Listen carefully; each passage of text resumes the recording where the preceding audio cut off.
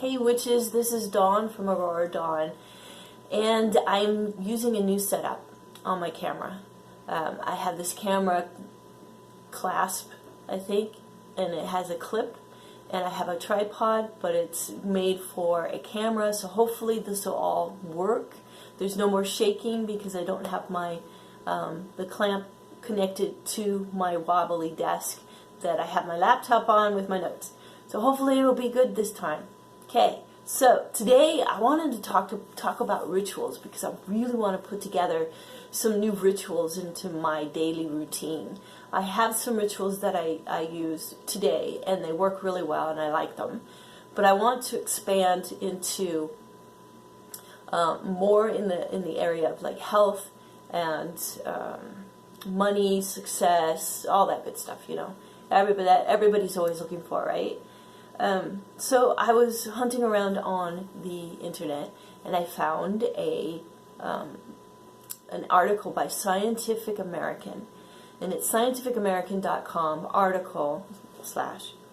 article/why-rituals-work, and hopefully I'll remember to put that. I should put that link in the discussion, so look for it there.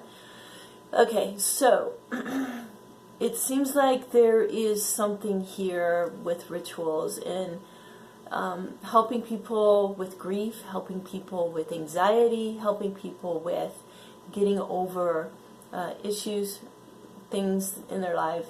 And what these investigations by psychologists have revealed is that a ritual can actually be causal, can actually change your thoughts, your feelings, and behavior. And this is important because so much of our behavior is unconscious. A lot of our thoughts and our feelings come from unconscious beliefs that are in our subconscious mind. And many of us want to change those beliefs. Those beliefs are self-sabotaging. They're toxic. They create terrible situations where we blow up. We're using our childlike ego defenses to defend ourselves from something we're perceiving as a problem when it's not. It's totally something else. I've been through that. I have misunderstood other people, and people have misunderstood me and reacted on the assumption that they concluded from a misunderstanding. I do not want my behavior to be controlled by my subconscious beliefs. So it's very heartening to hear that ritual can help with that. In different cultures, we see that crying near the dying is viewed as disrespectful by Tibetan Buddhists. But Catholics and Hindus, in their rituals, that it is part of it. It is part of the dying process as you weep next to that dying person, loved one. So it to me, that sounds like it doesn't matter what the ritual, what you're doing in the ritual. It's how you connect to the ritual. Excuse me, I'm still getting over that cough. Okay, we next examine the power of rituals in alleviating disappointment in a more mundane context. This is out of the article. This is what they did is they took a big group of people and they announced to them that one person was going to win $200. They're going to pull that person's name out of a hat and give them the $200 and they can leave and go home. The rest would have to stay and complete the study. So they pulled that name out of the whatever drawing they were doing and gave that person $200 and they left. The rest of the group were divided into two groups. One was given a ritual, 4 steps to complete. The other group was just told to draw a little bit about what they were feeling, but nothing more than that. So the other group that did the ritual, they had to draw how you currently feel on the piece of paper on your desk for 2 minutes. Step 2, please sprinkle a pinch of salt on the paper with your drawing. And then step 3, tear it up into pieces. And then step 4, is count up to 10 in your head 5 times. The people who did the ritual felt better, a lot better about losing the lottery than the other group. The other group expressed feeling very frustrated and upset and wishing they had won the lottery and felt that they deserved to win that $200. So rituals appear to be very effective, but given the wide variety of rituals documented by social scientists, we know which types of rituals work best? So they went to Brazil. The researchers there studied people who perform simpatias, Simpatias. I'm not sure if I'm pronouncing that correctly. I apologize if I am. But these simpatias are formulaic rituals that are used for solving problems such as quitting smoking, curing asthma, and warding off bad luck. People perceive simpatias to be more effective depending on the number of steps involved, the repetition of the procedures, and whether the steps are performed at a specified time. While more research is needed, there are intriguing results. So it depends on how, in my view, it's not the color of the candle, it's not how many candles, it's not any of those things. It's how much you are involved. If there are a lot of steps you have to go through, a lot of repetitions, and it takes you an hour or so to complete, it's probably going to be more powerful. I don't know about you, but I'm really busy. So I don't have a lot of time to do an elaborate, lengthy ritual. So my idea is to incorporate my ritual throughout my day. So if it's short and concise, quick and easy, but I take the time to really tune in, and I do this several times a day, I wonder if that would be impactful. That's what I've been doing anyway. I'll have a thought in my head of something that I want to create and manifest in my life, and I will say it like on my way to work, repeat it over and over and over, and get into a relaxed place so I'm receptive. You want to be receptive to bringing that in and thinking in terms of joy, bringing joy and compassion and things that make me feel good, bringing those things more and more into my life. And this little thing that I want to manifest is part of it. It's part of bringing more joy into my life. And so I do that on my way to work, and then throughout the day, and then on my way back home, and then as I'm falling asleep at night. And it really helps and works to bring that about. But sometimes it takes a long time. And usually when things involve other people, it can take longer because maybe that person is not ready to let go of whatever it is that I want to bring into my life, or it could involve maybe that person's not in a place yet where they can actually let that thing go or let the money go and bring it to me. Maybe they're in a situation where they cannot release that money. So it sometimes will take longer when it involves other people. But I'm of the mind that everything is energy, and really if I was powerful enough and focused enough, and I believe there are yogis, yoga masters. Anybody who practices yoga is a yogi. Yoga masters, gurus, masters who can create out of thin air, because it's all energy. It's all energy. Okay. Formulaic rituals. And I think it's important to have one step, then step 2, then step 3, then step 4. It's easier to memorize. It's easier to practice. And so let's move on. Okay. All right. So the reason why I want to do this is because I feel ritual actually brings comfort to me. Ritual means when I do rituals, getting up in the morning, the first thing I do, go to the restroom. But then what's the second thing I do? Go drink some water. What's the third thing I do? And if I follow these steps, every day I know that I'm going to get everything done that I need to get done, and I'll get out the door in time to get to work in time. And to me, that's comforting. I know throughout the whole process that when it comes time to brush my teeth and get out the door, I know I'm on time. And that brings me comfort. That makes me feel less stress. And right now, being menopause, post-menopause, stress is something that I can't handle anymore. The hormones and everything are not in balance like they used to be. The estrogen is not high as it used to be. So I'm looking into how to balance the estrogen, bring it back up. Post-menopause, body's just not making as much as it used to. So I need to look into how that's made, because it'll throw cortisol off. When cortisol is off, you can't handle stress. And then your sleep patterns. Mine are iffy. Usually I can sleep fairly well.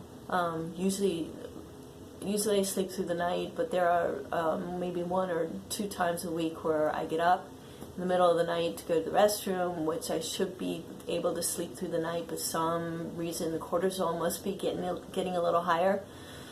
And other times where I just can't fall asleep. But for the most part, I can sleep. And so I'm thankful for that. So the cortisol can't be too far out of whack. But ritual can bring comfort because you know what's going to happen next. And when things come out of the blue and kind of make things into chaos, that's when stress can seep in. And you can feel, if you feel anxious, ritual can help with that. You can feel sad or hurt, and you can go through your ritual for bringing you back into balance, bringing your hormones. I hope. I would think so. Breathing makes a big difference with I don't know about hormones like estrogen and cortisol. Cortisol can go down when you meditate. That, from what I understand, that is the only way you can get cortisol to come down. When it's maxed out and your adrenals are absolutely freaking out, from what I understand, nothing you can do to bring them down. No medication, no herbs, nothing. You just have to meditate and calm the body down. Breathing. I've been doing the Wim Hof method of breathing, and it slows my heart rate down, because if I eat anything that my body is sensitive to, then my heart rate will go up. And that's one way of testing whether you're sensitive to some kind of food. Also, sugar will make my heart rate go up. If I do the Wim Hof method, it brings my heart rate down, brings my blood pressure down, makes me feel calm and comfortable. And according to Wim, he says it balances the hormones, but I'm not sure what he means by hormones, because he talks a lot about neurotransmitters like serotonin and dopamine and whatnot. It's good for, the Wim Hof method is good for depression. And I totally agree with that. It's the dopamine. I've struggled with my dopamine being really low. When your dopamine is low, you don't want to do anything. You're not motivated. You don't care. And I've gone through bouts of that. And caffeine has been my saving grace. Has saved me. Seriously, because there have been times where I just don't want to do anything, and I can't motivate myself to go water the plants. The plants need to be watered. They're going to die. I don't care. And I have to really force myself to do stuff. And I hate that. But drinking caffeine it helps with that, because caffeine does boost your dopamine. So that helps a lot. But I have backed off on the caffeine, and I feel good. I feel great. So I don't need it as much. There are times when I do feel I need it, but for the most part, it's been a lot better since I've been doing the Wim Hof method. The other hormones, not so much. So I don't know. I want to keep at it and see if things happen over time. I'm also looking into phytoestrogens, company that I absolutely adore makes something that I want to try and see if it'll help with the estrogen, that is. Okay, so I want to bring more comfort to relieve a lot of the stress that is in my life that I'm having issues with because I'm more sensitive to it. It makes me frustrated easily, makes me short-tempered, and I hate that. Okay, my plan is to start exploring rituals designed to create a result I'm looking for in my life. So one thing I want to weave into all of the rituals is a way of manifesting success, I guess you would say, or programming into my ritual, my spellcasting success in each one. And I do something at the end, this or better, come to me, as I will it, so shall it be. And I do something like that because if the thing I want isn't going to come into my life, but something better could come in, yes. So you have to program that in because the subconscious is going to look at, oh, you want this particular car with this color. Well, it's not available. We got this better car. It's a Cadillac with the sunroof and everything. You might like that better, but that's not what you're asking for. So we're just going to look for this. No, this or better come to me. And I like that. And may it harm none through whoever's, and have it bless everybody's hands who touches it and stuff like that. You can incorporate lots of really cool things so that each person who handles what it is that you're bringing into your life, that they be blessed and they feel good and happy as they're handling it. And that kind of helps with, the energy that goes into when somebody touches it and the energy goes into it. If they're cranky or having struggles or issues, you don't want that in there. But of course you can cleanse it out later. But it's nice to think of those things, of blessing the person who's bringing that item or thing into your life. So I'm going to explore designing rituals, and this would include spellcasting and setting up altars. An altar to me is like you've heard of crystal grids? To me it's like a grid. It's like I'm programming this deal, this thing, this symbol, to go out send this energy out into the universe and create and bring to me something that I really want. I want to manifest.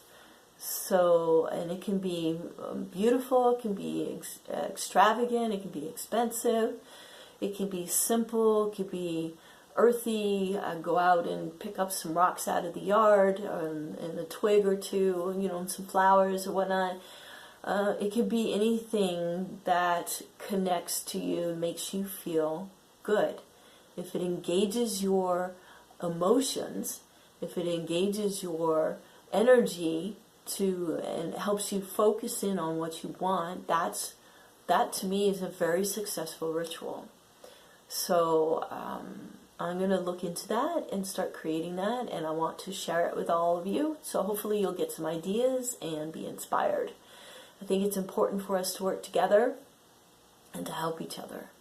So with that, I am going to let you go, and I hope you have a beautiful rest of your day wherever you are in the world, and I will talk to you again soon. Thank you for giving me a thumbs up